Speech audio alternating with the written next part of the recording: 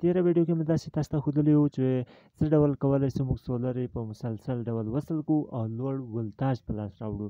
نو نن په ویډیو کې چې تاسو ته ښیم چې سولر موازي ډول وصل سي نو لوړ جریان په لاس راځي او ټولو سولرو څخه یو د یوې سولرې ولټ په نظر کې نیول کېږي.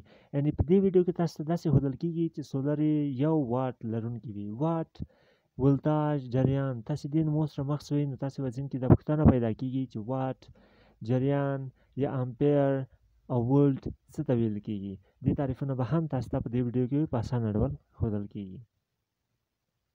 اول راځو جریان ته. جریان د یوه لین د مقطع کې یا یوې حادې د مقطع کې د الکترونونو حرکت ته ویل کېږي.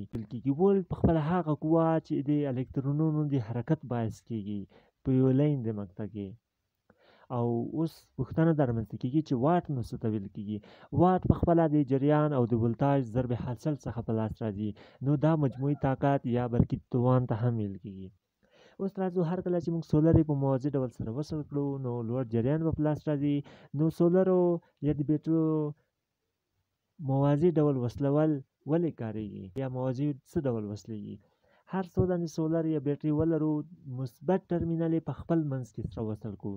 یعنې یو اوږد لین راخلو او د سولر یا د بیټري ټول مثبت سره وصل کوو.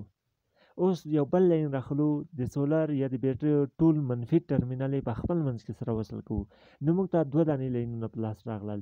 یو دانه مثبت لین بل منفي لین. نو دا موږ موازي اتصال یا تړنه ترسره کړله. اوس که سولر یا بیټري یو ډول طاقت یا جریان یا ولتاژ لرونکي وي نو دې حالت کې جریانونه جمع کېږي. هر څو سولر ولرو جریانونه سره جمع کوو موږ ته به مجموعي جریان په لاس راځي او ولتاژ د ټولو سولر یا بیټري څخه یو ولتاژ په نظر کې نیول کېږي. مثال دی موږ په کورونو کې 12 ولټه بیټري لرو. دا و موازي اتصال. که موږ 3 بیټري ولرو که څو سولر ولرو نو همداسې موازي اتصال ترسره کوو او جریانونه جمع کېږي ولټ یو انتخابېږي. نو دا و نن موږ تاسې ویډیو